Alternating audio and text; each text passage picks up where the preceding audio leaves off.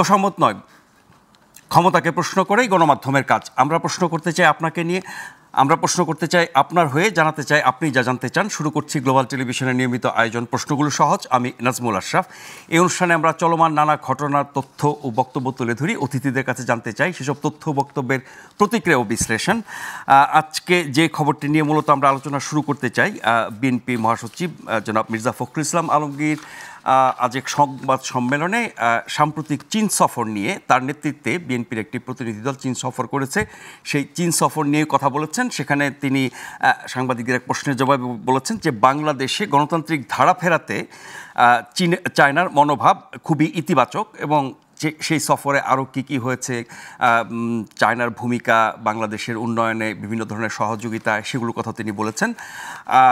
China নিজে কতটা গণতান্ত্রিক এবং বাংলাদেশের গণতান্ত্রিক ব্যবস্থায় চায়নার কি ভূমিকা, সেই প্রশ্ন সংবাদ সম্মেলনে উঠে এসেছে। যেমন বিগত আওয়ামী লীগ সরকারের আমলে যে 3টি প্রহসনের নির্বাচন হয়েছে, নির্বাচনের নামে যাচ্ছে তাই ঘটনা ঘটেছে, তখনও ভারতের পাশাপাশি চায়নাও সেসব নির্বাচনকে একরকম সমর্থন দিয়েছে বা সুষ্ঠু নির্বাচন হয়েছে সেসব সরকারকে অভিনন্দন জানিয়েছে। তাহলে ওই ধরনের নির্বাচনের মাধ্যমে যেই গণতন্ত্রের চর্চা হয়, সেটির পক্ষে যদি চায়না থাকে, তাহলে অভ্যুত্থান পরবর্তী যে নতুন ধারার গণতন্ত্র, সঠিক গণতন্ত্র, আরও উন্নত গণতন্ত্র প্রতিষ্ঠার চেষ্টা করা হচ্ছে, নানা রকমের সংস্কার প্রক্রিয়া চলছে, সেই গণতন্ত্রের ক্ষেত্রে চায়নার কি ভূমিকা হবে, সেই প্রশ্নটি উঠেছে। চায়নার সাথে বিভিন্ন দলের আমরা নানা রকমের সখ্যতা বাড়তে দেখছি। অভ্যুত্থানের পরে বিভিন্ন দলের নেতাদেরকে চায়না সরকারিভাবে আমন্ত্রণ জানিয়ে নিয়ে গেছে, বিএনপি নেতারাও গেছেন, এর আগেও বিএনপি নেতারা গেছেন। চায়নার সাথে বাংলাদেশের ঘনিষ্ঠতার বিষয়টা একেবারে সর্বোচ্চ পর্যায় থেকে যদি বলি, তত্ত্বাবধায়ক অন্তর্বর্তী সরকার এবং তার প্রধান উপদেষ্টা চায়না সফর করেছেন, সেখানেও তিনি অনেক চায়নার সাথে সখ্যতার মতো কথাবার্তা বলেছেন। বাংলাদেশের সাথে সকল দেশের সমান সম্পর্ক থাকবে। অভ্যুত্থান পূর্ববর্তী ভারতের সাথে যে ধরনের অসম সম্পর্ক ছিল, যার প্রেক্ষিতে বাংলাদেশে অনেক ব্যাপক বিক্ষোভ বা প্রতিবাদ বা অসন্তোষ ছিল, সেই বাস্তবতা চায়নার সাথে সম্পর্ক বাড়লে পরে অন্যান্য দেশের সাথে তার কী প্রভাব পড়ে, চায়নার এই বাস্তবতায় আরেকটি খবর যুক্ত করে নেই। আমেরিকার সেক্রেটারি অফ স্টেট আমাদের প্রধান উপদেষ্টাকে ফোন করেছেন, এই অঞ্চলের নিরাপত্তা ইত্যাদি নিয়ে কথা বলেছেন। আমরা জানি এই প্রশান্ত মহাসাগরীয় অঞ্চলে আমেরিকার কি নীতি এবং তারা কি চান, বিস্তৃত আলোচনা হয়তো সেখানে যাওয়া যাবে না, কিন্তু আমরা মূলত আজকে আলোচনা করতে চাই বাংলাদেশে গণতন্ত্রের ভবিষ্যৎ নিয়ে। কারণ এরই মধ্যে বেশ কিছু রাজনৈতিক শক্তি তারা নির্বাচন করতে চান, নির্বাচনের মাধ্যমে খেলাফত কায়েম করতে চান, ইসলামী শাসন কায়েম করতে চান। সেইগুলো করলে পরে তখন কি আর গণতন্ত্র থাকে কিনা, ফলে বাংলাদেশের গণতন্ত্রের ভবিষ্যৎ আসলে কোথায়, কোন দিকে যাচ্ছে, সেটি নিয়ে আজকে আমরা মূলত আলোচনা করব। আমাদের আজকের আলোচনার বিষয় বাংলাদেশের গণতন্ত্রের ভবিষ্যৎ। এই বিষয় নিয়ে আলোচনার জন্য আমাদের স্টুডিওতে উপস্থিত হয়েছেন দুজন অতিথি। জনাব মোশাররফ আহমেদ ঠাকুর, তিনি শিক্ষক এবং বিএনপি নেতা। মোশাররফ ভাই, আপনাকে স্বাগত জানাচ্ছি। কিছুক্ষণের মধ্যে আমাদের সাথে যুক্ত হবেন ঢাকা বিশ্ববিদ্যালয়ের গণযোগাযোগ ও সাংবাদিকতা বিভাগের সহযোগী অধ্যাপক ডক্টর সাইফুল আলম চৌধুরী। আমরা আলোচনা শুরু করার আগে বিএনপি মহাসচিব তাদের চায়না সফর নিয়ে যে বক্তব্য দিয়েছেন এবং আরও যেসব কথা বলেছেন সংবাদ সম্মেলনে, সেই বিষয়ে একটি প্রতিবেদন দেখে নেব।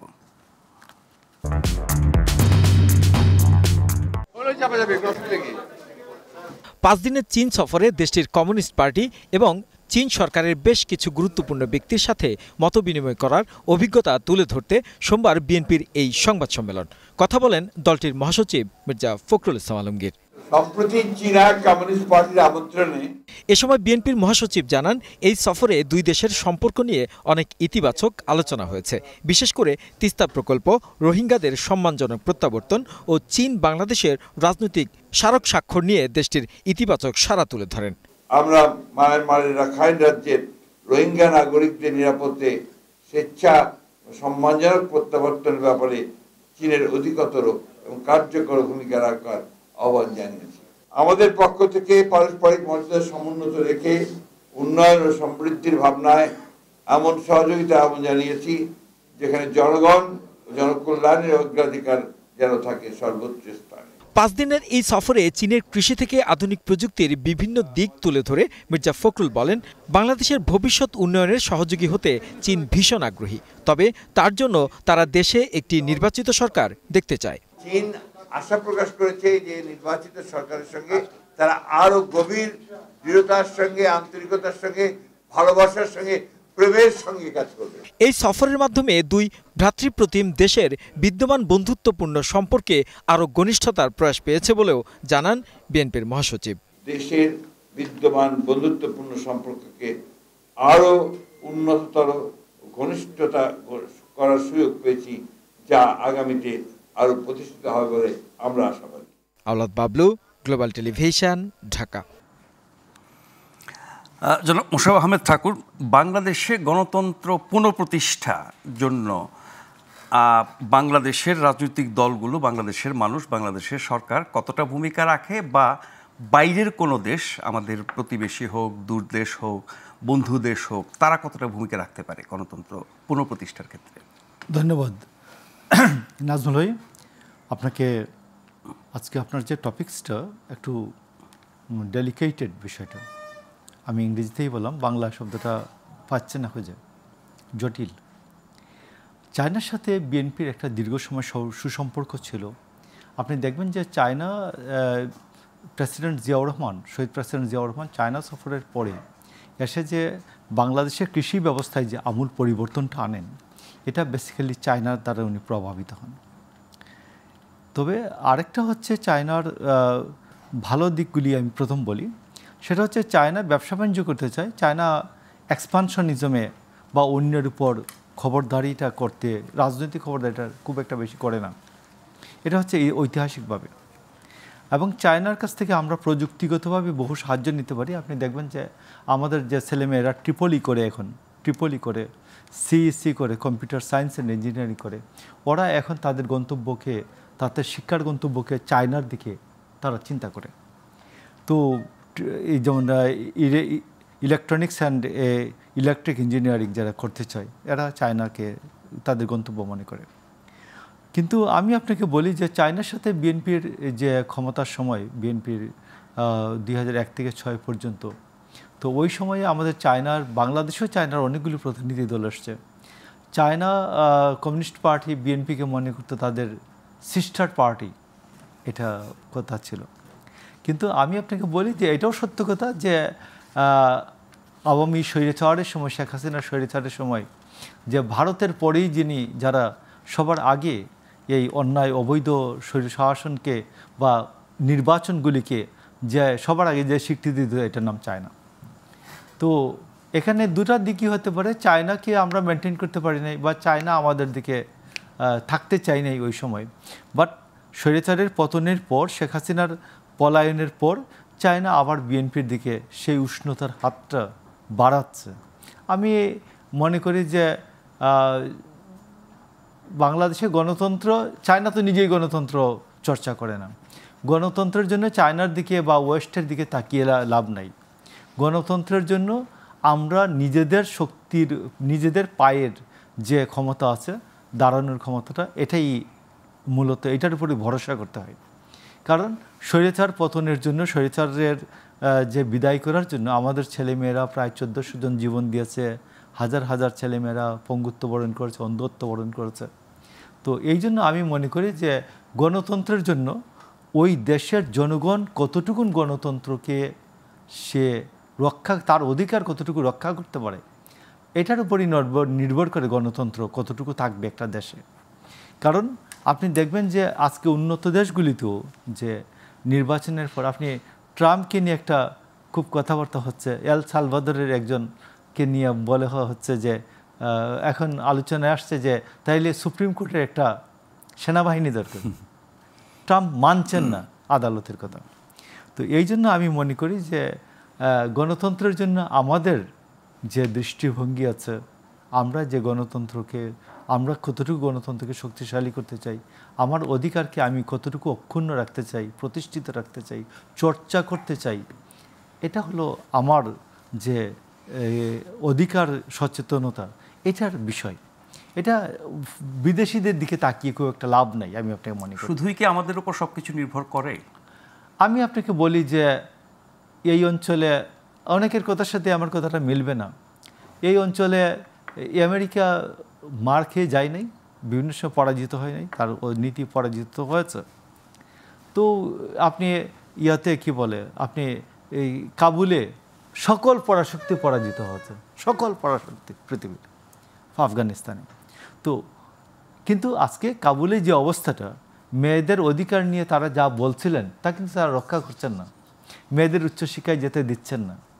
তো আমি এই কারণে আমি বলি ডেমোক্রেসির এই জায়গাটাতে আমি একটু ছোট্ট করে আপনাকে বলি, আজকে যারা ধরুন আমাদের যারা বিভিন্ন রাজনৈতিক দলগুলি, ধর্মীয় নামেরা প্রতিষ্ঠিত রাজনৈতিক দলগুলি, তারা বলছেন যে গণতন্ত্রের অধিকার নিয়ে তারা কিন্তু প্রতিদিন সভা সমাবেশ করছেন, কিন্তু তার যে ডেফিনেশন সেই ডেফিনেশন যেই বলি, আমি তর্কের খাতিরে ধরে নিলাম 1 সেকেন্ড 10 সেকেন্ডের জন্য যে তারা আজকে 3/4 মেজরিটি পেয়ে গেলেন, তাইলে কি তিনি এই শাসনতন্ত্র, এই সংবিধান রাখবেন? মেয়েদের এই অধিকার রাখবেন না। আমাদের ভোটাধিকার, আমাদের যে ভোট সিস্টেম, এটা রাখবেন না। কারণ কাতারে ভোট নাই, আছে কাতারে ভোট নাই, ইউএতে ভোট নাই, সৌদি আরবে ভোট নাই, ইরানে নাই, কোথাওই নাই। তো আপনি ইসলামী শাসন ব্যবস্থার কথা, ইসলামী আন্দোলনের কথা বলে, ইসলামী শাসনতন্ত্রের কথা বলে আপনি করবেন গণতন্ত্রের মোড়কে আন্দোলন, গণতন্ত্রের লেবাসে আন্দোলন করবেন, আর আপনি ক্ষমতায় গেলে আপনি আমার সকল গণতন্ত্র হরণ করবেন।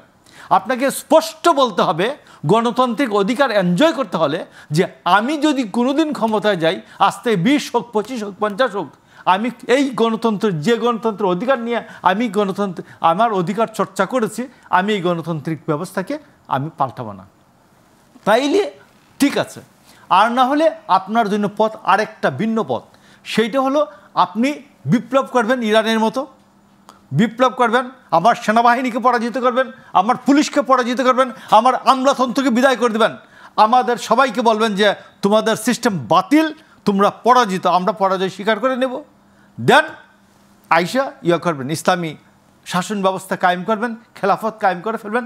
আমাদের মেয়েরা বিশ্ববিদ্যালয়ে পড়ছে যারা, এরা ইসলামিক রিপাবলিক অফ বাংলাদেশ হবে, এরা কি বলে, হিজাব না, এটাকে হচ্ছে নিকাবের ভিতর দিয়ে চোখ দেখাইয়া 2-1 জায়গায় চলাফেরা করবে, বিশ্ববিদ্যালয়ে যেতে পারবে না। ওরা দেশে থাকতে পারলে থাকবে, না থাকলে চলে যাবে। আমরা রাজনীতি করতে চাই যারা, আমাদেরকে আন্দামানে পাঠিয়ে দেবেন, অথবা একটা নতুন আন্দামান জোগাড় করে নেবেন। তো এটাতে কোনো সমস্যা নাই। কিন্তু গণতন্ত্রের মোড়কে, গণতান্ত্রিক ব্যবস্থার সুবিধা নিয়ে ভোটের মাধ্যমে ভোট বাতিলের যে রাজনীতি, এটার নাম মুনাফিকি, এটা আর কিছুই না। মুনাফিকির সহজ সংজ্ঞাটা বলি, আপনি মুখে যা বলেন অন্তরে আরেকটা পোষণ করেন, এটার নাম মৌলানা সাহেবদের কথা অনুযায়ী মুনাফিকি। তো আপনি মুনাফিকির আশ্রয় নিয়ে রাজনীতি করছেন, তো আপনি গণতান্ত্রিক রাজনীতি করছেন, তাহলে আপনি বলেন যে নো, ইসলাম টিসলাম কিছু নাই ভাই, খেলাফতের কোনো বিষয় নাই, আমি গণতান্ত্রিক রাজনীতিতে আসছি, আমি আজীবন গণতন্ত্রের রাজনীতি করব। যেমন মৌলানা আব্দুর রহিমের একটা দলের নাম ছিল ideal Islamic Democratic League. Islamic Democratic League করেন যে আমরা এমন একটা ইসলামী শাসন ব্যবস্থা চাইব যে ভবিষ্যতে ওইখানে ডেমোক্রেসি সমুন্নত থাকবে। তো আপনি যে ভয়াবহ রাজনীতিটা খেলছেন, ভয়াবহ মুনাফিকিটা খেলছেন, যে আপনি গণতন্ত্রের মোড়কে সমাবেশ করবেন, আর আপনি নির্বাচিত হলে গণতন্ত্রকে নির্বাসনে পাঠিয়ে দেবেন। ডক্টর সাইফুল আলম চৌধুরী, জনাব মোশাররফ আহমেদ ঠাকুর যেটা বলতে চাইলেন যে যারা ধর্মভিত্তিক রাজনীতি করেন তারা গণতন্ত্রের সুবিধা নিচ্ছেন, গণতান্ত্রিক উপায়ে নির্বাচিত হয়ে ক্ষমতায় গেলে পরে তারা অন্যতন্ত্র কায়েম করবেন, এবং তার মধ্য দিয়ে গণতন্ত্রের এক রকমের মৃত্যু ঘটবে যদি তাদের উদ্দেশ্য সফল হয়। তাহলে এই ধরনের রাজনীতি গণতন্ত্রের মধ্যে ধারণ করা কতটা সম্ভব? এখন গণতন্ত্র মানে তো হচ্ছে সব জনগণের সব মানে অংশের মতামতকে আপনি ধারণ করবেন। তাহলে আপনি তো শুরুতেই বলে দিচ্ছেন আপনার দলটা হচ্ছে একটা নির্দিষ্ট ধর্মের মানুষের জন্য। যদি তাই হয় তাহলে বাংলাদেশে হিন্দু আছে, বৌদ্ধ আছে, খ্রিস্টান আছে, সবই আছে। তো তাদের এটা আশঙ্কার কথা। মোশাররফ ভাইয়ের সাথে আমি জানি না রিয়েলিটি ওরকম হবে কি না, মোশাররফ ভাই যেটা বললেন সেটা যদি মানে আইডিয়ালি তো আপনি ভাবতে পারেন না যে একটা ইসলামিক দল আসলে যাদের ইস্তেহার বলেন বা দলীয় যেই আপনার মোটো আছে সেখানে কোথাও তো অন্যদের অধিকারের সুযোগের কথা বলা নাই, এমনকি অন্যের ধর্মের প্রতি কতটুকু সম্মান জানাবেন সেটাও নির্দিষ্ট আকারে বলা নেই। ফলে আমি কিভাবে বিশ্বাস করব, যদি আমি একজন হিন্দু হই, যদি একজন খ্রিস্টান হই, একজন বুদ্ধিস্ট হই, তাহলে আমি কীভাবে বিশ্বাস করব যে আপনি আসলে আমার অধিকারটা, আমার ধর্মর পালনের, আমার কালচার পালনের অধিকারটা আমি পাবো। কিন্তু ইসলামী দলগুলো বিশেষ করে জামাতে ইসলামী কিন্তু অন্য ধর্মের অধিকারের কথা বলছে, তারা হিন্দুদেরকে তাদের দলের সাথে যুক্ত করছে। এখন এখানে তো অনেকগুলো কনফ্লিক্ট দেখা দিচ্ছে, ঠিক আছে, মানে কনফ্লিক্ট দেখা দিচ্ছে আসলে সেটা হচ্ছে আপনি তাহলে কি আমরা যেটা মোশাররফ বললেন আসলে ওয়ার্ল্ডের ইসলামিক কান্ট্রিগুলোর দিকে হিজাব পরা বাধ্যতামূলক, তাহলে যারা ইসলাম ধর্ম এবং ইসলাম ধর্মের মধ্যেও ঢাকা শহরে আপনি দেখেন কয়টা মেয়ে হিজাব পরে। তো যদি রুল করে যে এটা হানা আমরা ইসলামিক শাসনতন্ত্র কায়েম করব, ইসলামে বলা আছে হিজাব বাধ্যতামূলক, মুসলিম না মুসলিম সেটা আমি জানি না, কাকে কত চেক করতে পারবো না কার ধর্ম কোনটা, রোডে বেরোলে আপনাকে হিজাব পড়তে হবে, তখন কি হবে? এই বিষয়গুলো ওনারা তো কখনোই ক্লিয়ার করেননি ধর্মভিত্তিক রাজনৈতিক দলগুলো। সো এবং এটা সারা পৃথিবীতে একটা ডিবেট যে ধর্মকে কেন রাজনীতির মধ্যে আনতে হবে, আবার এটা পাল্টা ডিবেটও আছে। সো ধর্ম যেহেতু মানুষের মানে পরিচালনার একটা ব্যবস্থা, ফলে সেটা রাজনীতি থাকবে কেন, এই ধরনের ডিবেটও আছে। কিন্তু আমার মনে হয় না এই বাস্তবতাটা যেটা মোশাররফ কিন্তু মাঝখানে বলে দিয়েছেন 20 বছর, 25 বছর, 50 বছর। সো আমার মনে হয় না যে আমরা যদি 4টা ট্রানজিশনাল ইলেকশন দেখি, যে 91, 96 একটা, 2001, 2008, সেখানের যদি ভোট কাস্টিংয়ের পদ্ধতি মানে আমরা যে রেশিওটা দেখি, তাতে কিন্তু আমার মনে হয় না যদি সবগুলো বাংলাদেশি ইসলামিক দল, ওটা অসম্ভব, সবগুলো বাংলাদেশি ইসলামিক দল এক হওয়ার কথা না, তারা তো জোট করার চেষ্টা করছে। বাংলাদেশে ইসলামিক সংগঠন দল মিলে প্রায় 63টা দল আছে, এইবাদী ও অমুকবাদী সে তোবাদী, হ্যাঁ, একই বিল্ডিংয়ে দেখবেন যে একাধিক ইসলামিক দল আছে, আপনি পল্টনে গেলে দেখতে পারবেন। হ্যাঁ, এখানে ওই যে ইসলামে একটা কথা আছে না, ফেরকা বা মত বা দল, সো এই 72টা ফেরকা তৈরি হবে। সো এইটা বাংলাদেশে মোটামুটি ওই পথে যাচ্ছে আর কি, চলে গেছে অনেক আগে থেকেই। ধরেন এক খেলাফত আন্দোলন বা খেলাফত মজলিস নিয়ে কতটুকু হলো, ধরুন মৌলানা শাইখুল হাদিস বা মুফতি আমিনী সাহেব যখন ছিলেন তখন তো অনেক কম দল ছিল, তাদের মধ্যে কতগুলো ফ্র্যাকশন বেরোলো। তো ফলে যদিও তারা তারপরেও যদি এক হয়, তাও বাংলাদেশের দেখেন আপনি একদিন ঢাকা শহরে সমাবেশ করবেন, যে কোনো রাজনৈতিক দলের পক্ষে 50,000 লোক জোগাড় করা অসম্ভব না। কিন্তু একমাত্র বিএনপি আর আওয়ামী লীগ ছাড়া আর কোনো দলের আসলে সে অর্থে যদি 4টে ইলেকশন আমরা ধরি, যখন 300টা একসাথে নির্বাচন হবে, সেই 300টা আসনে যদি একদিনে সমাবেশ করতে হয়, এই দুটো দল ছাড়া ওই 4টে নির্বাচনে কারো ক্ষমতা ছিল না, এখনও নাই। ফলে 50,000 লোক আপনি সোহরাওয়ার্দী উদ্যানে 1 লাখ লোক 2 লাখ লোক আনলেন, এটাতে দ্যাট ডাজেন্ট মিন আপনি 300 আসনে নির্বাচনে জিতে যাবেন। 300 আসনে একদিনে একসাথে সমাবেশ করার যোগ্যতাই নেই, অন্তকে ভোটের রেশিও তাই বলে, নাহলে এতগুলো জামানত হারাতো না, তাই না? হঠাৎ করে তার ভোট ব্যাংক তৈরি হয় না। ভোট ব্যাংক এটা যে বিপ্লব বা বলছি আমরা, সেটা ভোট ব্যাংকের বিপ্লব হয়নি, সেটা হচ্ছে সরকার এটাকে ছেড়ে ফেলা, সেই বিপ্লবটা হয়েছে। কিন্তু আপনাকে আমি ভোট দিব, এই বিপ্লবটা হয়নি। আমি তো এই বিপ্লবের মাধ্যমে এটা প্রতিজ্ঞা করিনি যে আপনাকেই ভোট দিব। হ্যাঁ, সো ফলে ওই রিয়েলিটিটা আমার মনে হয় বাংলাদেশে খুব বেশি চিন্তার কিছু নাই। হ্যাঁ, অভ্যুত্থানের পরে কি আপনি এই শক্তির একটু উত্থান বা আর একটু সম্প্রসারণ বা জনসমর্থন বাড়ছে মনে হয়? দেখেন আপনি ওয়ার্ল্ডের বিপ্লবের হিস্ট্রিগুলো দেখেন, বিপ্লবের একটা লেটেস্ট থিওরি হচ্ছে যে অনেকগুলো থিওরি আছে এর মধ্যে। সো এখানে গ্রামসি থেকে শুরু করে অনেকেই থিওরি দিয়ে গেছেন। তো একটা থিওরি হচ্ছে লেটেস্ট যেটা, সেটা হচ্ছে র্যাডিক্যালিজম ভার্সেস আপনার এই যে আমরা প্রগতিশীল যাদেরকে বলি, তাদের সাথে এই দুপক্ষ একসাথে হয়ে যায় বিপ্লবে। কিন্তু বিপ্লবের পরে যার যার স্বার্থের কনফ্লিক্ট অফ ইন্টারেস্ট দেখা দেয়, ফলে দূরত্বটা বাড়ে। সো এখন আপনি ধরেন 10 মিটারের একটা পুরোটা হচ্ছে গিয়া দৈর্ঘ্য এইটার দুই পক্ষের। সো এইখানে 5 ভাগ করলে যে আসলে যার পক্ষে ওই যে রশি টানাটানির মতো আর কি, যার পক্ষে হামলা চালাতে পারবে, যার পক্ষে অবস্থান নিতে পারবে, সেটাই আপনি দেখা যায়। যেটা ইরানে ঘটেছে, 1 বছরের মাথায় কিন্তু বিপ্লব মরে গেছে, মানে কফিনে শেষ হয়ে গেছে, এবং তারপরে আমরা দেখলাম, তাই না? সো এরকম আপনি ওয়ার্ল্ডের অনেক জায়গায় আছে। সো কিন্তু বাংলাদেশের বাস্তবতা হচ্ছে র্যাডিক্যালিজম আপনি বাংলাদেশে যে ছিল না তা না, হ্যাঁ ছিল, এটা থাকবে, এটা সব দেশে আছে। আমরা তো আর সমাজ থেকে বিচ্ছিন্ন না, আমার ওয়ার্ল্ড থেকে বিচ্ছিন্ন না। আমার পার্শ্ববর্তী দেশে যদি থাকে আমার এখানে থাকবে। সো আবার আমার এখানে পার্শ্ববর্তী দেশে প্রগতিশীলতা থাকলে আমার এখানে থাকবে। এটা খুবই মানে রিলেটেড। ফলে এইটা মনে করার দরকার নেই যে আপনার ওই শক্তিটা এখন, হ্যাঁ বিষয়টা হচ্ছে আপনি যদি স্টেট যদি আপনাকে সাপোর্ট দেয়, তাহলে সে অর্থে আপনি হয়তো স্টেটের সাপোর্টে বা সরকারের সাপোর্টে আপনি অনেক দাপট দেখাতে পারবেন, মানে যেটা বাংলায় বলে খাস বাংলায় দাদাগিরি দেখাতে পারবেন। কিন্তু সেই দাদাগিরির স্থায়িত্ব যদি স্টেট যেদিন আপনার কাছ থেকে সাপোর্ট তুলে নেবে, সেদিন কিন্তু স্টেটই আবার আপনার বিরুদ্ধে ইউজ করবে প্রগতিশীল শক্তিকে। সেই দাপটকে এখন দেখছি আমরা তো দেখতেই পাচ্ছি।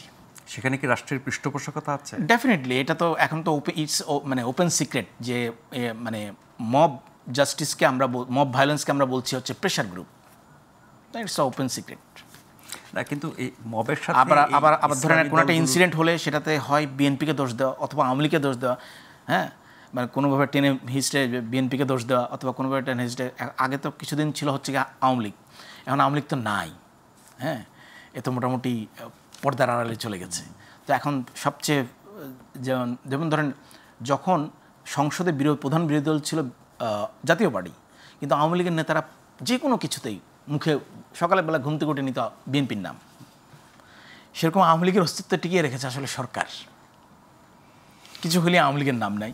তারপরে এখন দেখতেছে যে না, সবচেয়ে প্রধান বিরোধী দল বানানো দরকার আসলে বিএনপিকে, সেজন্য বিএনপিকে দোষ দেওয়া। তো এটাই চলছে।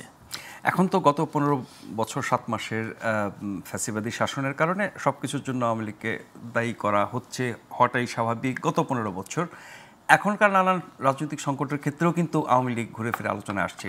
তারা আড়ালে থেকে ষড়যন্ত্র করছে, দেশে থেকে বিদেশে থেকে। ফলে আওয়ামী লীগকে কি এভাবে টিকিয়ে রাখা হচ্ছে?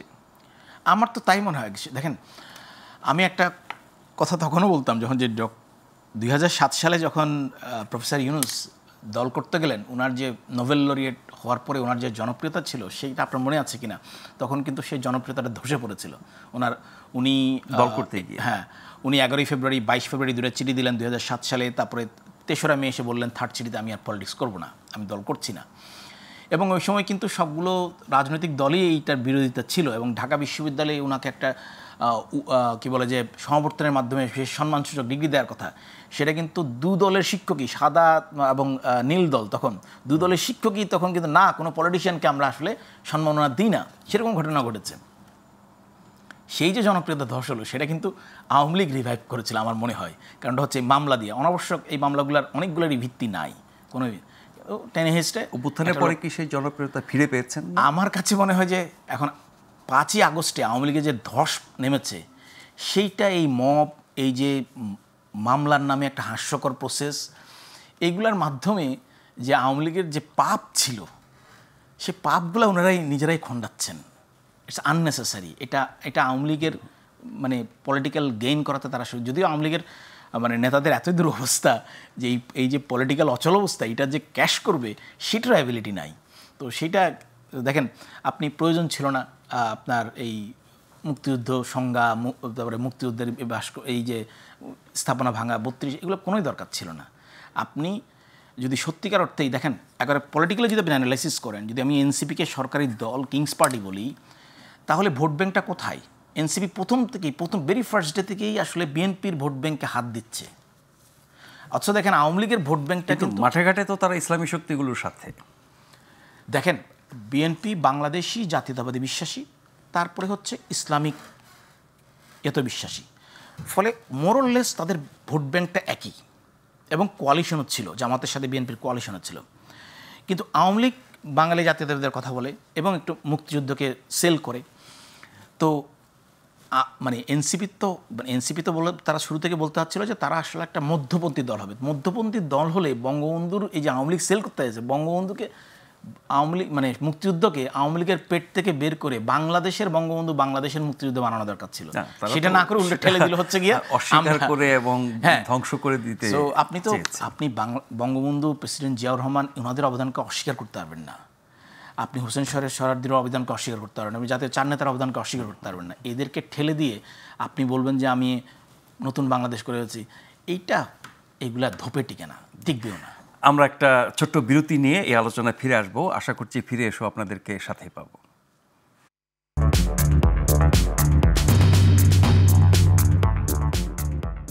ধন্যবাদ আমাদের সাথে থাকবার জন্য। আপনারা দেখছেন প্রশ্নগুলো সহজ গ্লোবাল টেলিভিশনে। আমাদের আজকের অতিথি মোশাররফ আহমেদ ঠাকুর এবং ডক্টর সাইফুল আলম চৌধুরী। মোশাররফ ভাই, আপনি গণতন্ত্রকে বিদায় করার জন্য বা অন্যতন্ত্র প্রতিষ্ঠার জন্য গণতন্ত্রের ব্যবহার নিয়ে বলছিলেন। এখন গণতন্ত্র একটি উপায় জনমত সম্পর্কে জানা, মানুষের সমর্থন সম্পর্কে। সো গণতান্ত্রিক উপায়ে যদি কোনো দল জনগণের সমর্থন পায়, মানে সংখ্যাগরিষ্ঠ জনগণের, এবং তার সেই চাওয়াটা যদি হয় যে অন্য কোনো তন্ত্র প্রতিষ্ঠা করা, সেক্ষেত্রে গণতন্ত্রের অপব্যবহার কিভাবে হয়? মানে গণতান্ত্রিক উপায়ে ভিন্ন মত জানার প্রক্রিয়া হিসেবে যদি আপনি নির্বাচনকে দেখেন। না, প্রথম কথা হচ্ছে আমি আপনাকে বলি, আমাদের এই অঞ্চলে যে এক ব্যক্তি এক ভোট, এটা 70-তে স্টার্ট হয়। এর আগে তো এক ব্যক্তি এক ভোট ছিল না। এমনকি 1937 সালে যে শেরেবাংলা একে ফজলুল হক যে ভোটে যে একটা অসাম্প্রদায়িক একটা রাজনীতি নিয়ে তিনি ফ্লোট করলেন এখানে, কৃষক প্রজা পার্টি, এই মুসলিম লীগকে তিনি হারিয়ে দিলেন এই অঞ্চলে। তো সেই কৃষক প্রজা পার্টির যে এই সময় যে ভোটটা হলো, যাদের চৌকিদারি ট্যাক্স 6 আনা ছিল, চৌকিদারি ট্যাক্স যিনি বৎসরে 6 আনা দিতেন, তারা শুধু ভোটার ছিলেন 1937-এ। তো এই 1970-এ এসে দাঁড়ালো। এরপরে তো আইয়ুব খানের প্যাচ মৌলিক গণতন্ত্র, এখন যে মৌলিক গণতন্ত্রের কথা বললেন আর কি, ডক্টর ইউনূসের সহযোগীরা যে নতুন গণতন্ত্র শেখাচ্ছেন আমাদের, এইগুলো তো আমরা আইয়ুবের কাছ থেকে শিখে আসছি যে এই এরা ভোট দেবে, এরা ভোট দিয়ে আমাদের বানিয়ে দেবে। তো 70 সালেই প্রথম এক ব্যক্তি এক ভোট হয়। তো আমার কথা হচ্ছে যে অন্যান্য যারা গণতন্ত্রের সুবিধা নিয়ে রাজনীতিটা করছেন, তিনি এক ব্যক্তি এক ভোট মানেন কিনা, আমার কৃষককে মানেন কিনা, আমার শ্রমিককে মানেন কিনা, যে আমার শ্রমিক আমার ক্যামেরার পেছনের লোকটা আর এই স্টেজের লোকটা একই সমান ভোটের অধিকারী, এটা মানেন কিনা আপনি? এটা আমাকে ক্লিয়ার বলতে হবে। তো সেটা মানে বলি তো তারা নির্বাচনে আসে।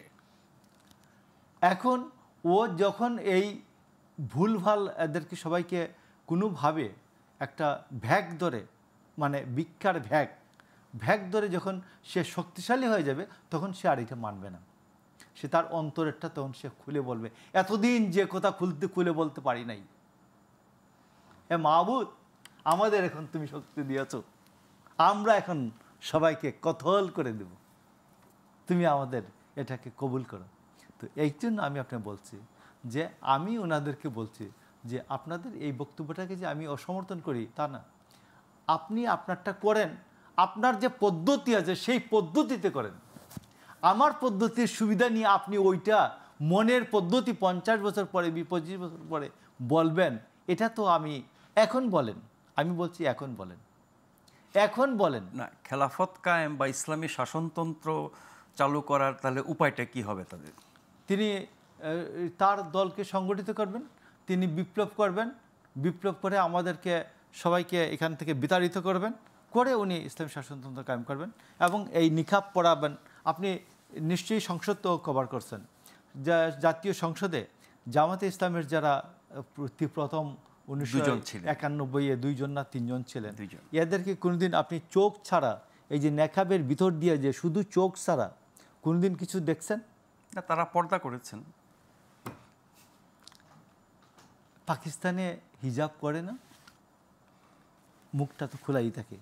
পিটিভিতে যারা নিউজ পড়ে, ইরানে যারা নিউজ পড়ে, এটা যদি তাদের গণতান্ত্রিক অধিকার বলি, এখন আমি আপনাকে বলছি, আমি এটা তার গণতান্ত্রিক অধিকার না, এটা তার নিজস্ব যে পদ্ধতি, সেই জীবন পদ্ধতির জন্য তিনি পরিষ্কার করে বলুন যে আমরা এই পদ্ধতিতে বিশ্বাস করি, আমরা এক ব্যক্তি এক ভোট এটা মানি না।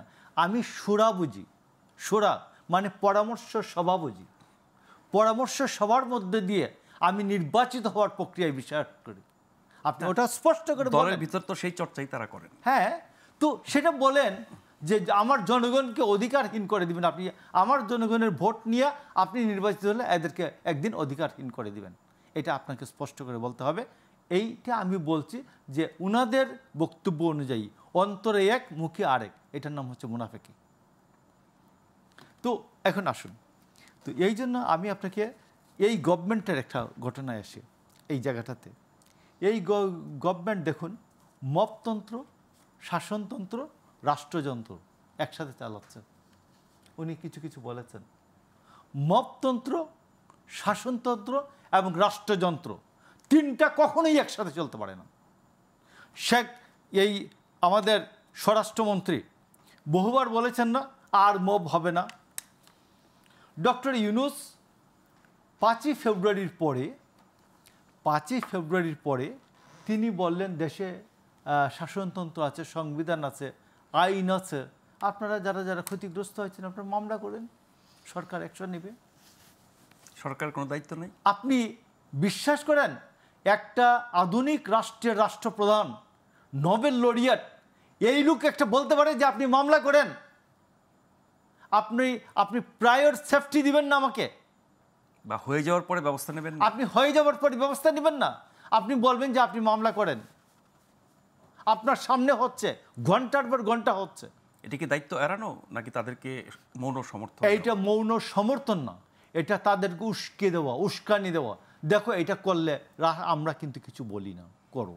কারণ মবগুলো তো হয়েছে সব হচ্ছে অভ্যুত্থানকারী, ফ্যাসিবাদ বিরোধী, এরকম নানান নামে। সে কারণে সরকারের হাত দেয় নাই। প্রত্যেকটা মব হয়েছে এই ইউনূস সরকারের একবার প্রত্যক্ষ পৃষ্ঠপোষকতায়, প্রত্যক্ষ আশ্রয়ে প্রশ্রয়ে এই সবগুলি মব হয়েছে। আমি আপনাকে বলি যে অন্তত এই সর্বশেষ 5ই ফেব্রুয়ারি, আমি বলতেছি 5ই ফেব্রুয়ারির পরে যখন বলেন স্বরাষ্ট্র উপদেষ্টা আর মব হবে না, এরপরে যতগুলো মব হয়েছে আমি মনে করি এই সবগুলো মবের জন্য স্বরাষ্ট্র উপদেষ্টা এবং প্রধান উপদেষ্টার নামে আপনি লিখে রাখেন, আজকে একদিন না একদিন এরা প্রসিকিউটেড হবেন, এরা আদালতের মুখোমুখি দাঁড়াবেন, আদালতের সামনে দাঁড়িয়ে কেঁদে বলতে হবে এটা আমরা আশ্রয়ে দিয়েছিলাম, প্রশ্রয় দিয়েছিলাম, আমরা পৃষ্ঠপোষকতা দিয়েছিলাম, এটা ভুল হয়েছিল। আপনি লিখে রাখেন, আমি বলছি। আদালতে প্রমাণ করা যাবে তাদের ভূমিকার কথা? আমি আপনাকে বলি যে পৃথিবীতে যখন বড় লোকদের বিচার হয়, সুপিরিয়র রেসপন্সিবিলিটির বিচার হয়, সুপিরিয়র রেসপন্সিবিলিটির বিচার সন্দেহাতীতভাবে আমি দেখেছি। রক্তের রংটি লাল ছিল না কালো ছিল এটা বলতে হয় না, সুপিরিয়র রেসপন্সিবিলিটির জন্য সংযোগ এবং অন্যান্য পারিপার্শ্বিক অবস্থা এটাই যথেষ্ট। আমি আপনাকে বলছি, ওনারা মনে করছেন যে সব কিছু সুন্দর, সব কিছু পার পেয়ে যাবেন, ঠিক না। এবং এই লোক, আমি আপনাকে বলছি যে ডক্টর ইউনূসের গভর্নমেন্ট সর্বক্ষেত্রে আপনি দেখবেন একটা জায়গায় ভেজাল লাগাতে চাচ্ছেন, ভেজাল। আপনি এনবিআর তো দেখলেন, বলছেন যে আচ্ছা, এনবিআর আসার আগে একটা ছোট প্রশ্ন, যে মবকে প্রশ্রয় দিয়ে সরকারের লাভ কি? সরকার তো বদনাম হচ্ছে। মবকে প্রশ্রয় দিয়ে সরকারের লাভ হচ্ছে যে তিনি একটা সময় আগামী নভেম্বর ডিসেম্বরে বলতে চান যে ভাই দেশে তো ইলেকশন করার পরিস্থিতি নাই, আমার পুলিশ দাঁড়াই নাই, আমার কি বলে এই অবস্থা নাই, ওই অবস্থা নাই, যে আমার ওইটা হচ্ছে না, ওইটা হচ্ছে না, দেশ চলছে না, এখন এই অবস্থায় নির্বাচনটা করব কিভাবে ভাই, একটু বলেন আপনারা। উনি জাস্ট উনার সিম্বল, আপনি যতগুলো কাজ আছে আর কি, যতগুলো কাজ আছে সবগুলো কাজের লক্ষ্য হচ্ছে নির্বাচনকে বিলম্বিত করা, নির্বাচনী সিস্টেমকে প্রলম্বিত করা। আপনি প্রধান নির্বাচন কমিশনারের সাথে আমার এই যে 91 সাল থেকে তো আমরা খুব ভালো করেই বুঝি, এমনকি এরশাদের সময় থেকে তো আমরা ভালো করি যে আপনি 85 থেকে খুব আপনি জার্নালিস্ট, আপনি কি দেখেছেন প্রধানমন্ত্রী, প্রধান উপদেষ্টা কেউ এই প্রধান নির্বাচন কমিশনারের সাথে একান্তে গোপনীয় বৈঠক করেছেন? মনে পড়ে চায়ের দাওয়াত দেওয়া হয় কি পাবে, কি জন্য? 111 সময় চায়ের দাওয়াত দেওয়া হতো বঙ্গভবনে, যাদেরকে চায়ের দাওয়াত দেওয়া হতো কাগজটা উনি সই করে আসতেন। তো আমার তো স্মরণে আসে না এই পর্যন্ত প্রধান নির্বাচন কমিশনার, প্রধান বিচারপতি এই দুইজন মানুষকে প্রধানমন্ত্রী অথবা প্রধান উপদেষ্টা কখন ডেকে পাঠিয়েছেন তার বাসায়। কিন্তু সে আলোচনায় কি হয়েছে আমরা জানি না। এই না জানানোটা একটা অপরাধের মধ্যে পড়ে। আপনি মানে সরকার আপনি ডিসক্লোজ নির্বাচন কমিশনের দিক থেকে তো বলা হয় নাই। আপনি কি আলাপ করলেন? যেটা শোনা যাচ্ছে, নির্বাচন কমিশনের কাছে একটা বড় আমানত আছে, বাংলাদেশের রাষ্ট্রের মানুষের বড় আমানত আছে। আপনি প্রধান বিচারপতির কাছে প্রতিদিনই রাজ সরকারের বিরুদ্ধে ফাইল মুভ হয়, প্রতিদিনই সরকার বনাম রাষ্ট্র বনাম উমুক, রাষ্ট্র বনাম উমুক, হয় না? তো আপনি প্রধান বিচারপতিকে ডেকে পাঠালেন কেন? পাঠাতে তো পারেন না। আপনি একটার পর একটা নিয়ম ভাঙছেন। আপনি বলেন যে উনার আলী রিয়াজ ভাই, আমি আপনাকে বলতেছি, আমি আসলে কারোর সাথে কথা বলি না এখন। আলী রিয়াজ বলেন যে রাষ্ট্রপতির ক্ষমতা বাড়াতে হবে, বলছেন তো, ওনার কমিশন বলছে না রাষ্ট্রপতি এবং প্রধানমন্ত্রীর ক্ষমতা ভারসাম্য আনতে হবে। উনি এরা বলেন রাষ্ট্রপতি সাক্ষী ইকবাল, রাষ্ট্রপতি টুটু জগন্নাথ। 48-এর 5 অনুচ্ছেদ দেখেন আপনি। প্রধানমন্ত্রী দেশের বাইরে যতবার যাবেন, কোনো প্রকার সমঝোতা স্মারক অথবা চুক্তি স্বাক্ষর করলেই তিনি তা রাষ্ট্রপতিকে এসে অবহিত করবেন। রাষ্ট্রপতি প্রয়োজন মনে করলে তা বিবেচনার জন্য ক্যাবিনেটের কাছে প্রেরণ করতে বলবেন। উনি 10 মাসে 11 বার বিদেশ গিয়েছেন, সমঝোতা স্মারক করেছেন। উনি সংবিধানের 48-এর 5 উনি 11 বার ব্রেক করেছেন, 11 বার ব্রেক করেছেন ডক্টর ইউনূস। কেন করলেন? আপনি রাষ্ট্রপতিকে আপনি রিপোর্ট করলেন না কেন? আপনি রাষ্ট্রপতি মনে করতেন যে বিভিন্ন সমঝোতা স্মারক, আপনার যে আদম ব্যবসার সমঝোতা স্মারক, রাষ্ট্রপতি বলতেন যে আপনার আদম ব্যবসার সমঝোতা স্মারকটা ক্যাবিনেটের কাছে দেন, উপদেষ্টাদের মিটিংয়ে দেন, ওরা পাশ করলে পরে হবে, আর যাবে, আর যাবে না। দিলেন না তো আপনি রাষ্ট্রপতির এইটুকু ক্ষমতাকেই মানেন না। আর আপনি সংস্কার জন্য আপনার নির্বাচন পিছিয়ে রাখেন। আপনি তো সংস্কারের দ্বন্দ্বস্বতেও বিশ্বাস করেন না। আমরা আরেকটা বিরতি নিয়ে ফিরে আসি এই আলোচনায়। আশা করছি এবারও আপনারা আমাদের সাথে থাকবেন।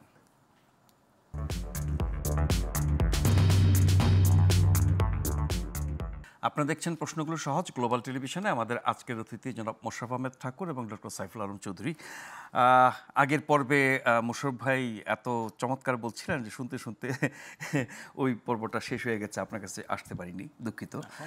আমরা বাংলাদেশের গণতন্ত্রের ভবিষ্যৎ নিয়ে কথা বলছি। অন্য দেশের ভূমিকা দিয়ে আমরা শুরু করেছিলাম। বাংলাদেশের ভেতরে সরকার, জনগণ, বিভিন্ন দল, শক্তি, অভ্যুত্থান পরবর্তী বাস্তবতা, অনেক কিছু। কিন্তু এই যে নির্বাচন নিয়ে এত কথা, এখনও কোনো নিশ্চয়তা নাই বা অনেক রকমের অনিশ্চয়তা সংশয় আছে। গণতন্ত্রে ফেরত যেতে আমাদের আর কতদিন লাগবে আমরা জানি না। কিন্তু সরকার, রাজনৈতিক দল, জনগণ, মোটা দাগে যদি ধরি, এই 3টা পক্ষের উপর তো নির্ভর করে, নাকি এর বাইরেও কোনো পক্ষের উপরে গণতন্ত্রে ফেরাটা নির্ভর করে? যদি করে থাকে সেই পক্ষ কারা আসলে? আচ্ছা, ডক্টর ইউনূস যখন রাজনৈতিক দল ঘোষণা করেন 2007 সালে, উনি ঘোষণা করেছিলেন ক্যালকাটা থেকে। কেন? উনি মনমোহন সিং এবং সোনিয়া গান্ধীর সাথে কেন বৈঠক করেছিলেন দল ঘোষণার আগে? এখন অনেক গুরুত্বপূর্ণ কথাবার্তা তিনি দেশের বাইরে গিয়েই বলেন। হ্যাঁ, তো আরও কিছু কিছু আসি। দেখেন, উনি যেহেতু রেফারেন্স টেনেছেন মোশাররফ ভাই, 2007 সালের 15 বা 17 জানুয়ারি এপিতে একটা ইন্টারভিউ ছাপা হয়, যেটা বাংলাদেশের প্রথম আলো এবং ডেইলি স্টারে ছাপা হয়েছিল পরদিন। সেইখানে উনি স্পেসিফিকলি দুটো বিষয় সম্পর্কে বলেছেন। এই যে সংবিধান প্রসঙ্গে আসার কারণে আমি তুলছি, ওনাকেও তখন জিজ্ঞেস করা হয়েছিল যে বাংলাদেশে এই মুহূর্তে জরুরি অবস্থা কি ঠিক? সে বলছে হ্যাঁ, আইনে আছে, সংবিধানে আছে। তো আমি তখন আমরা সাংবাদিক ছিলাম, তখন থেকে দেখছি যে উনি আসলে যেটুকু ওনার পক্ষে যায় ওটুকু উনি গ্রহণ করেন, এবং এটা আরও বেশি এখন পরিষ্কার হলো। হ্যাঁ, তারপরে দেখেন, তখন কিন্তু এই যে কিছুদিন আগে বললো না, দেশে ভোটারদের, বাংলাদেশের ভোটাররা টাকা খেয়ে ভোট দেয়, তখন আপনি স্পেসিফিকলি খুলে দেখতে পারেন, ওই ইন্টারভিউতে পড়তে পারেন, 2 রাজনৈতিক দলের 2 প্রধান নেত্রী সহ রাজনৈতিক নেতাদেরকে বলেছেন এরা টাকার জন্য রাজনীতি করে। এটা ওয়েল ডকুমেন্টেড, এটা ছাপা হয়েছে, এটা হেডলাইনই ছিল, বাংলাদেশের রাজনীতিবিদরা অর্থের জন্য রাজনীতি করে। এটা ওনার ইন্টারভিউ ছিল। আবার দেখেন, মানে রাজনীতিতে কত কিছু চেঞ্জ হয়। এই ইসলামিক দলগুলো শেখ হাসিনার সময়ই ডক্টর ইউনূসের বিরুদ্ধে ছিলেন। সেই ইসলামিক দলগুলো এখন আবার ডক্টর ইউনূসের সবচেয়ে বেশি মানে সমর্থক। তো এই যে রাজনীতির ওলটপালট, এইটা শুধুমাত্র মূল ভূমিকা কখন কোনটা আমার জন্য সুবিধাজনক, হ্যাঁ, যেটা যার জন্য সুবিধাজনক সেটা তখন এটা রিসিভ করে। হ্যাঁ, সো এইখানে মানে বোঝাটা মুশকিল। তো আলটিমেটলি ভিকটিমটা হচ্ছে ওই যে কথায় কথায় বলে জনগণ চায়, জনগণ যখন চাইবে আমি চলে যাব। So from the very first day আপনি উনি যখন অগাস্টে প্রথম ভাষণ দিলেন, সেখানে দেখবেন যে ছাত্র নেতারা যখন বলবে, ছাত্ররা যখন বলবে আমি চলে যাব, তারপর আসলো হচ্ছে না জনগণ যখন বলবে, তারপরে আসলো হচ্ছে রাজনীতিবিদ। ফলে স্টেপ বাই স্টেপ উনি কিন্তু পজিশন চেঞ্জ করছেন প্রতিটা ইস্যুতে, ভালনারেবল প্রতিটা ইস্যুতে। হ্যাঁ, আওয়ামী লীগের নিষিদ্ধ, রাষ্ট্রপতির পদত্যাগ, সব কিছুতেই কিন্তু এই হচ্ছে না। এই যে জুলাই ঘোষণাপত্র, যেটা এনসিপি বললো যে আমরা দিব, যেটা নিয়ে একটা ডিবেট উঠছে যে এনসিপি এককভাবে তো এনসিপি এটার ক্রেডিট নিতে পারে না, কারণ এনসিপি গঠিত হয়েছে জুলাইয়ের পরে। জুলাই আন্দোলনে সকল মতের মানুষের, সকল শহর রাজনৈতিক দলের অংশগ্রহণ ছিল। তাহলে সে একা কী হবে এটার, তাহলে তো সে আওয়ামী লীগের মতো হয়ে গেল যে মুক্তিযুদ্ধ মানে দল হিসাবে না, অভ্যুত্থানের নেতৃত্ব দানকারী, অভ্যুত্থানের নেতৃত্ব অনেকে দিয়েছে। এখানে বিএনপির লোক ছিল, এখানে জামাতের লোক ছিল, এখানে অনেকে ছিল। হ্যাঁ, সো এই যে অভ্যুত্থানের লোক সবগুলো তো রেখে হচ্ছে না। আপনি যদি দেখেন সংসদে দাঁড়িয়ে প্রথম কথা বলেছে অভ্যুত্থানের পক্ষে কিন্তু জাতীয় পার্টির জিএম কাদের, এবং তাদের ছেলেপেলেও মারা গেছে, কিন্তু তারা এখন ওইটা ভোট ব্যাংকের কারণে তারা এখন ফ্যাসিবাদের দোষর এটা সরাইতে হবে।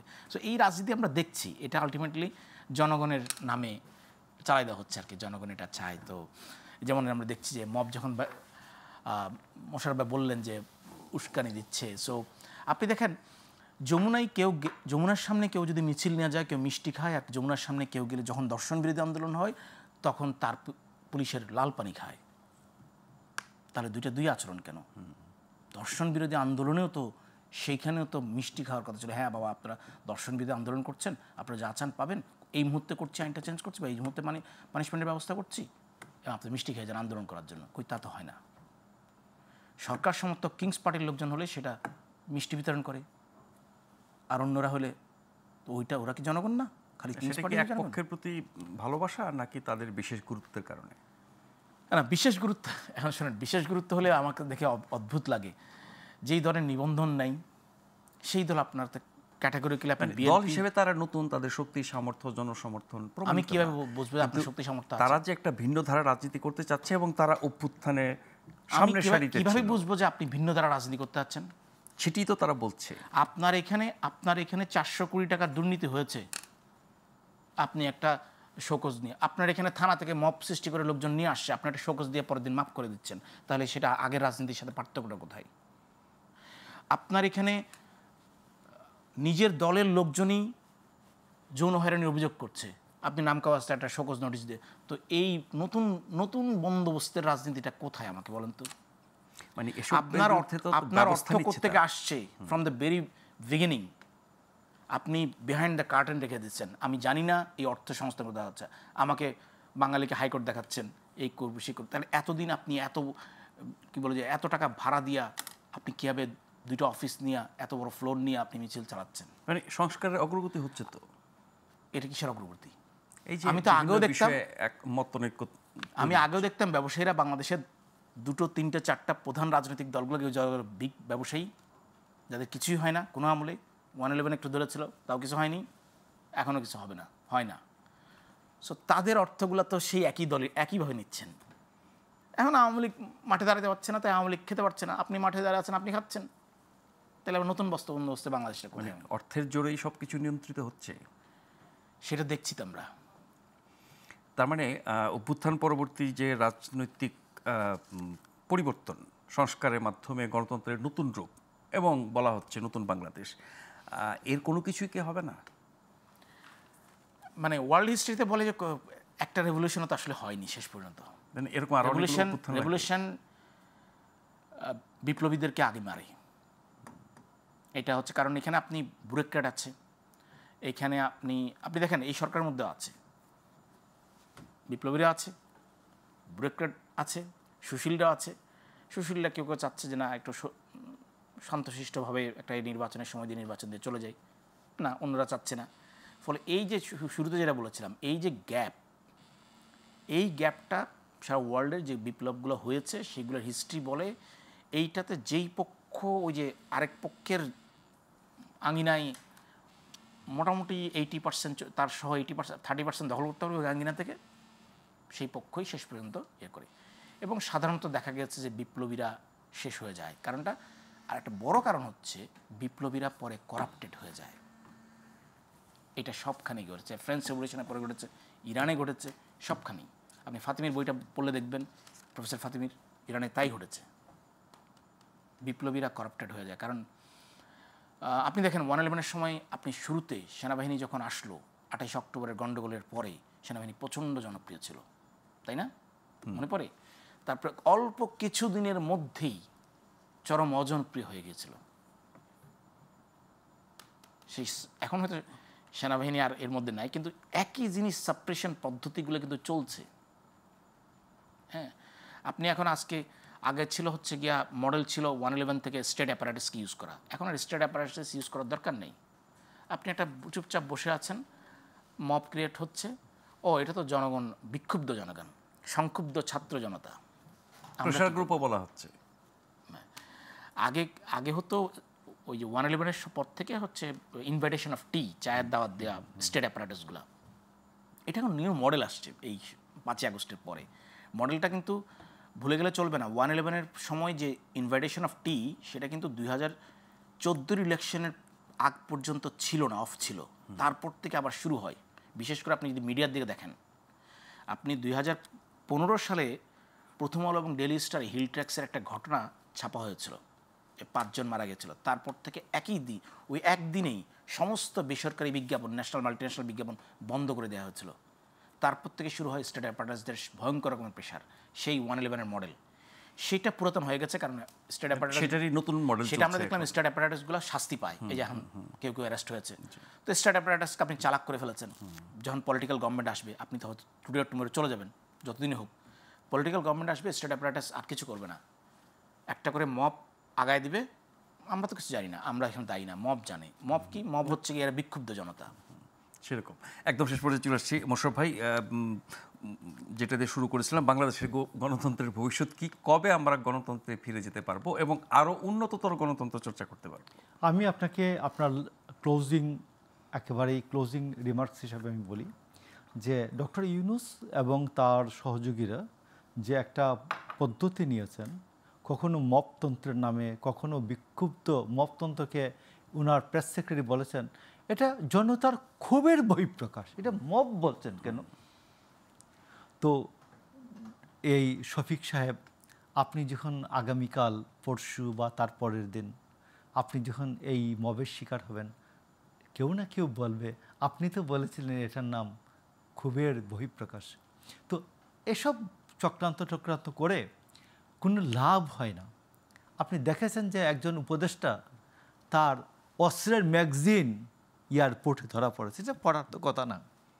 তো এখন আপনাকে বলি যে জনগণের যে অধিকারের জন্য আমরা 12 বছর, প্রায় 2011-12 সাল থেকে আমরা সংগ্রামটা করছি, এইটা আমরা মনে করি এখন শেষ হয়ে যায় না। আমি সবাইকে কনভে করতে চাই বিষয়টা, যে কেউ একেবারে আরামায়েশের মধ্যে চলে যায় না, যে এটা শেষ হয় নাই। কিন্তু ডক্টর ইউনূসের এইটা মানুষ বুঝতে পারছে যে এইটা যে ডক্টর ইউনূস যে এমনি নির্বাচনটা দিবেন না, এটা বুঝতে পারছে জনগণ।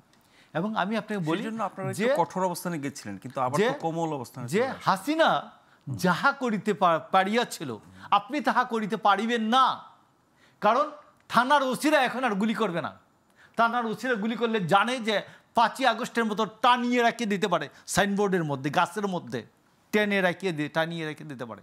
এখন আর ইউনো সাহেবরা ভোটের রেজাল্ট শিট পাল্টে দিবেন না, কারণ জানে ওকে ছিঁড়ে ফেলবে ওইখানে পাবলিক। ডিসি সাহেব রেজাল্ট শিট পাল্টানোর ঝুঁকি নেবেন না, যে জানেন উনি পরের দিন আর বেরিয়ে ওই জেলার থেকে ঢাকা পর্যন্ত আসতে পারবেন না। তো এটা জনগণের মানসিক অবস্থাটা ওই জায়গাতে আছে।